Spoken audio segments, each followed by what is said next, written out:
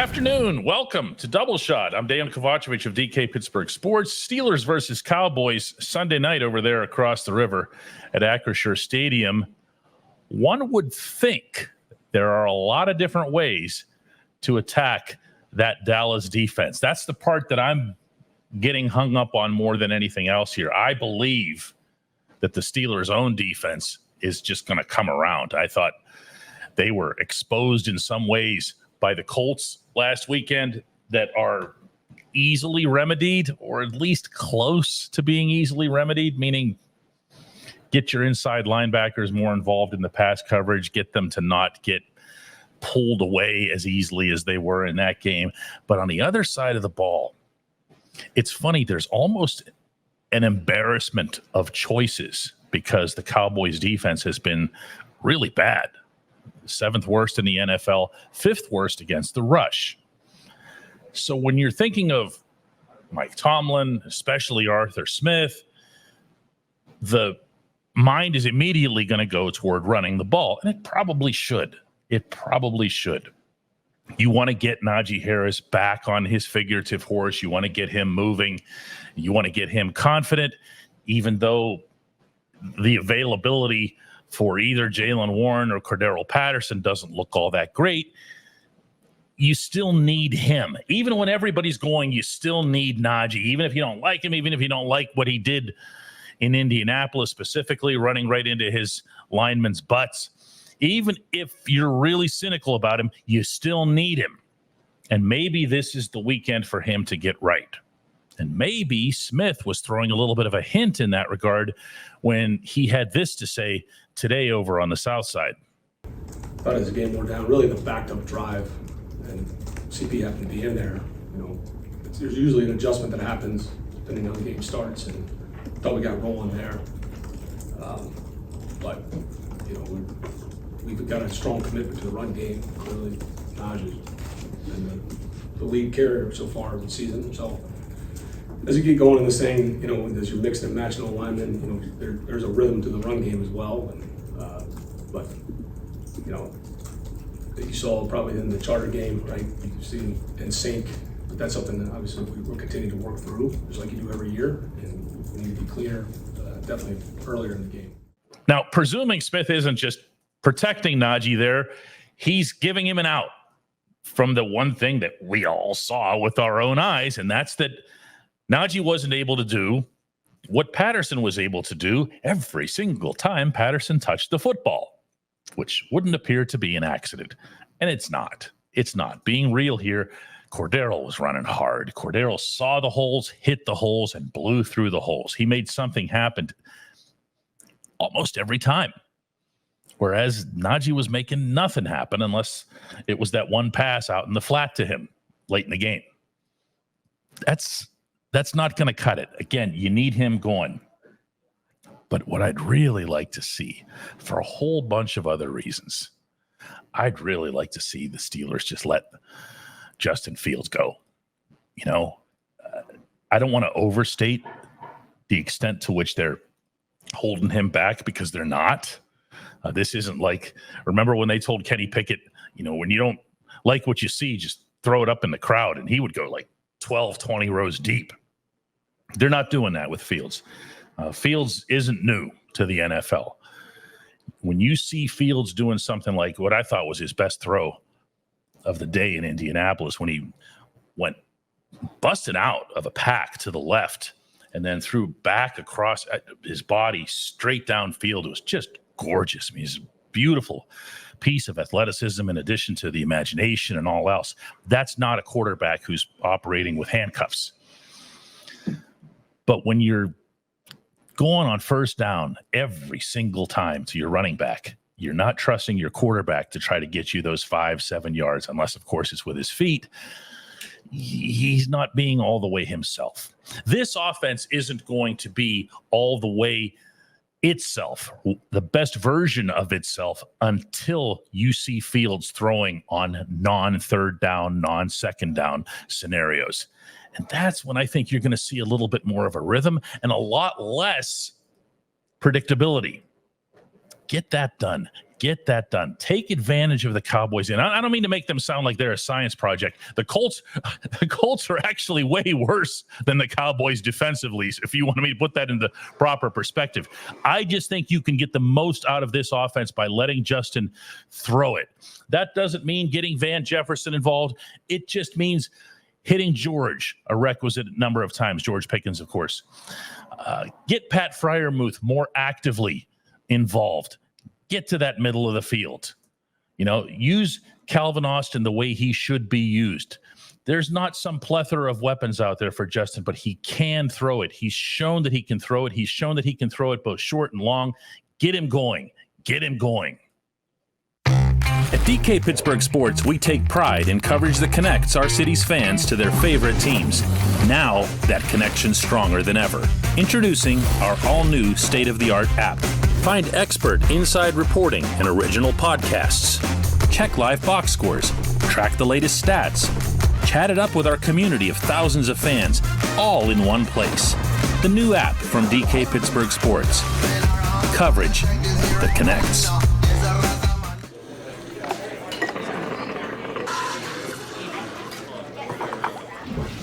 Joined now by Chris Halleck over on the south side at the Steelers headquarters. Chris, I got to tell you, I liked hearing from Arthur Smith about first down. I like hearing the acknowledgement. One thing about this guy is he's open and accountable. Let's just start with that. I like the way he handles things. He's not hiding from anything. He's not pointing fingers. Maybe that's his experience as a head coach in Atlanta, that you almost have to be that, don't you?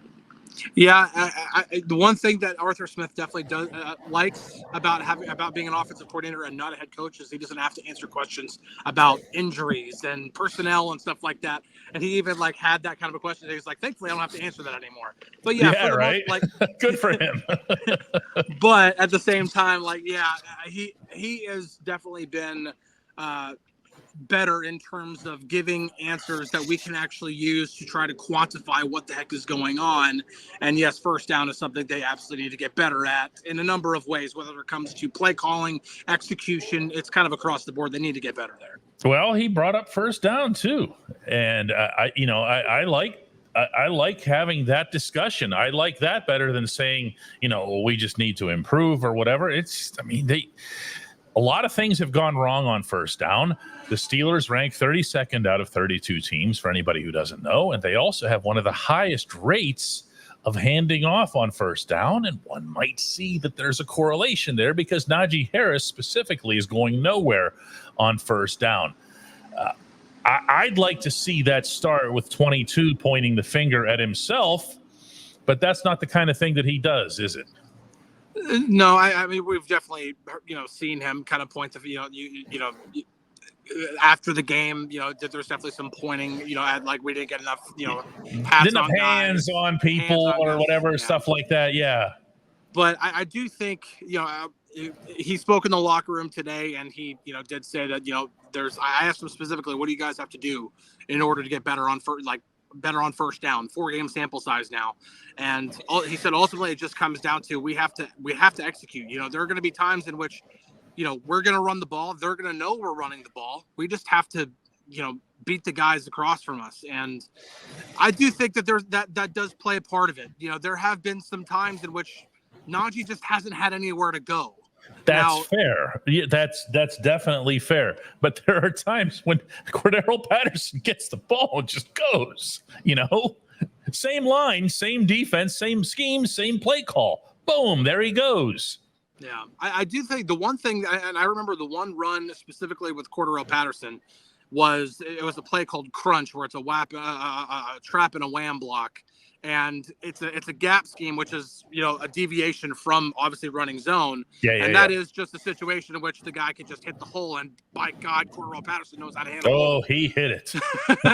That was the 12-yarder. Yeah. Deep in their territory. Yep. Yeah. So, I mean, that's a good changeup. You can't do something like that every single time, but maybe run that changeup when Najee's on the field. I don't know. I'm not trying to say that Najee's completely blame free in this. No, he needs to run better. But at the same time, I do think this is a team failure here across the board.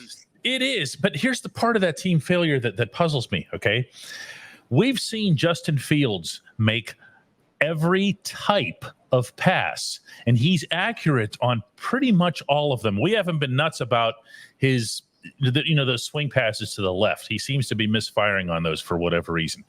Everything else, he's hitting it. So how is the playbook, or the play calling such that you can't get him, get a 5-yarder, get a 6-yarder, one of those real quick, somebody just comes in off the line, the old Juju Smith-Schuster route. You just cut in like that diagonally and have Fields hit him. Guy gets tackled, goes down. Great, big deal. 5 yards, 6 yards. And you soften up the front. You soften up the other team's defensive front. This play, this thought has been missing from this offense through 4 games, and I don't understand it. I think it's just sheer will to want to run the football. Yeah, they're being stubborn. They're being the Steelers. They're waiting for Franco and Rocky to come up, and I just, you don't have to do it, just get yards. The one thing that I think, if I could be devil's advocate here, I think I think the one thing that could be a benefit here, first 4 games take place in September. There's still a long way to go. And if they can try to work out the kinks now and get things rolling by the time November comes around, December comes around, much as like we've seen in 2022 and 2023, when the offensive line just wasn't that great early on. And then as the season went along, they got better and better. And lo and behold, Najee Harris just happened to get better at the same time. So maybe this is just, they're being stubborn because they're committed to trying to make sure they have a running game in November or December. Yeah, have a running game on second down. That's what I'm saying here. Okay. Yeah. If you can do both, Chris, I'm not coming close to suggesting that you stop running the football. I can appreciate and respect that they need to do that. I can also appreciate and respect that it's easier to do that if you're not putting the sign up there on Mount Washington. Not Darnell, the actual Mount Washington, that tells people, hey, everybody, we're running on first down. You don't have to do it. You don't have to do it. Yeah. And now the one thing that I'm going to be writing about this, it's going to be on DKPittsburghSports.com later today. And the one thing is, like, there's something going on with play action. It's just not working right now the way it should. Right. Their average. Here's a stat for you. Their average depth of target is 1.3 yards. That is on play action specifically. On play action, that is by ridiculous. far dead last in the NFL, and it's 2 whole yards behind the next highest team. They check the ball down on play action more than any other team, more than twice the next highest team. A lot of that is offensive line too, and that just to kind of round this out, Chris.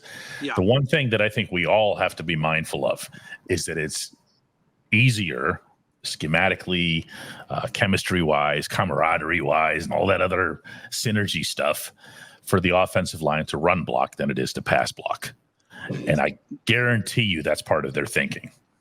Yeah, absolutely. And the one thing that I'm curious to see, and it's why I think maybe they should just try just one more week to be really stubborn and try to run the ball. And that's because they're playing a run defense that is missing Micah Parsons. Tank Lawrence. Yeah. It's one of the most inefficient run defenses in That's the league. right, pal. And who's ranked even lower than them on run defense?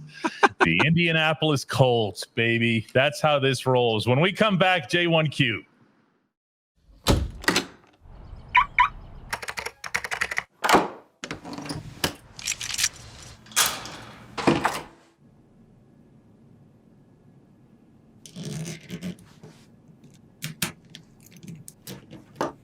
Safety is a habit. Gun safety and responsible storage are no different. Help prevent gun accidents, misuse, and theft. Keep firearms safe and secure when not in use. For safe storage options, visit projectchildsafe.org.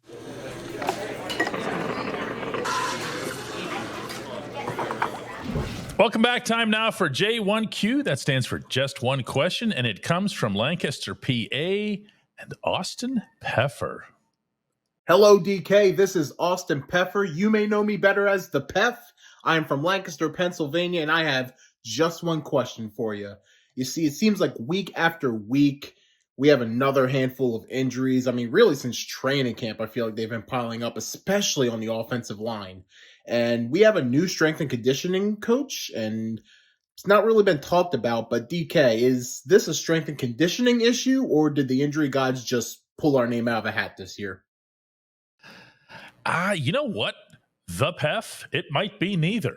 It might be neither. If you look around the National Football League, and I know the way things go with following one franchise, you're going to stay focused on that one franchise, and you're going to look at the number of injuries and say, wow, this is really bad. But you'll also recall maybe that around the time of the preseason, there were teams losing big name players. And even heading into the first couple of games, because there was all that talk around the league about how still too many preseason games, get it down to 2. And why are we even throwing these guys out there in these situations? They don't need to be playing. And you see Mike Tomlin didn't use, for example, TJ Watt, Cam Hayward, barely used Minkah Fitzpatrick. The Steelers actually got through it pretty clean. Now, they didn't have Russell Wilson. He goes down to a calf injury right away, if you'll recall, at the beginning of camp. You can call that a strength and conditioning issue. You can call that athletic trainers, and you can look for commonality, okay? And you're almost never going to find it in professional sports. Whenever a strength and conditioning coach gets fired, and that just happened, by the way, with the baseball team, almost always it's some kind of scapegoating thing. And by the way, it is with the baseball team. It means they don't like certain things and they want to fire some people, so that's who they end up going with. Athletic trainers, it tends to be more about effort, commitment, dedication than it is about, hey, look, we have X number of guys, on the list here. Even with soft tissue injuries, it's just not that. It's not something that's common. Certainly not at the highest level of sports. These guys, the PEF, they're in immaculate shape, almost all of them. This is not, I'm predating you, but, going back to the 60s and 70s, and guys were, smoking cigarettes after games and, chugging some beer and whatever. These guys, their physical conditioning, their nutrition is through the roof. So when I look at the Steelers specifically and the 2024 Steelers, and I see Russ with the calf, first thing I think of is Russ is 36 years old. Somebody else will have a hamstring or whatever. You don't like that. You don't like when it happens, but it's not something where you can say, hey, there's something that's really wrong here. But the biggest point to make here is they're really not in bad shape injury-wise. I know James Daniels, that one hurts, but knees and things like that, nothing at all to do with coaches or any kind of conditioning people. I appreciate the question, the PEF. I appreciate everybody checking this program out. We're going to do another one tomorrow.